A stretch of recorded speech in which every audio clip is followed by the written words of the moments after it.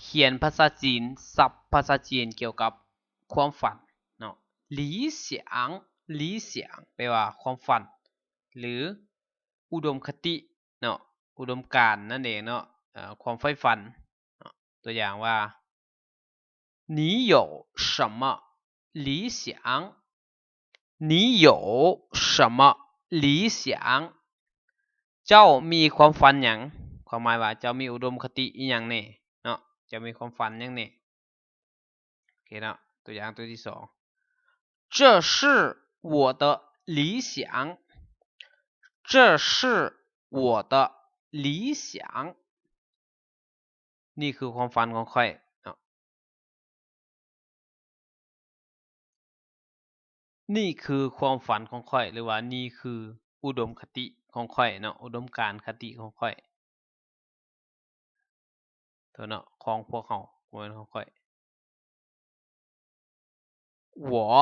没有理想我没有理想ข้อยบ่มีความฝันเนาะความหมายว่าบ่มีความใฝ่ฝันเทื่อเนาะตอนนี้ยังคิดบ่ออกหยังเทื่อเนาะประมาณนี้他有什么理想他有什么理想เรามีความฝันหยังเรามีอุดมคติหยังแน่เนาะมีความใฝ่ฝันอีหยังแน่เนาะ要相信自己的理想ตัวนี้สองพี่ยิงเนาะอันเดียวเด้ออันเดียวเราบอกอันนึง要相信自己的理想要相信自己的理想ต้องเชื่อความฝันของตนเองเนาะทุกคนมีความฝันเนาะเพราะฉะนั้นต้องเชื่อมั่นในความฝันของตนเองเขาจะไปถึงจุดหมายได้เนาะ我的理想是歌手我的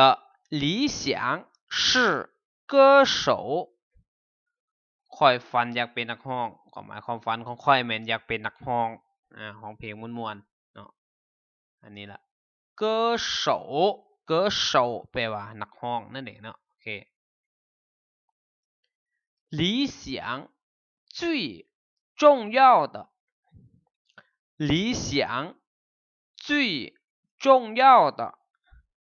ความฝันแม่นสำคัญที่สุดเนาะ重要แปลว่าสำคัญนั่นเองเนาะโอเค你的理想是什么你的理想是什么ความใฝ่ฝันของเจ้าแม่นหยังเนาะหรือว่าเจ้ามีอุดมการณ์หยังเนาะมีความฝันอีหยังแน่ประมาณนี้是他的理想吗是他的理想吗แม่นความฝันของเราบ่หรือว่าอันนี้แม่นความฝันของเราบ่เนาะโอเคเนาะ这是他的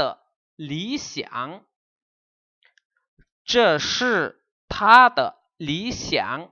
นี่แม่นความฝันของเราเนาะความใฝ่ฝันของเราเนาะโอเคเนาะ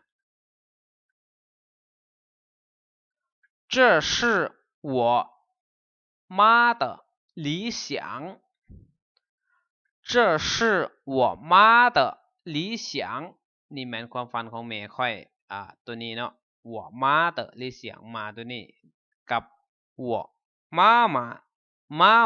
的理想อันเดียวกันเนาะก็คือความฝันของแม่เนาะแม่อยากให้เฮาเป็นหยังเนาะโอเค人们都有理想人们都有理想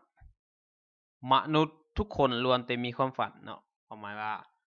ทุกคนเนาะมีความฝันของตนเองเนาะบ่ว่าจะเป็นคนทุกข์คนยากหรือคนร่ำคนรวยก็มีความฝันของตนเองทั้งนั้นเนาะโอเค请说你的理想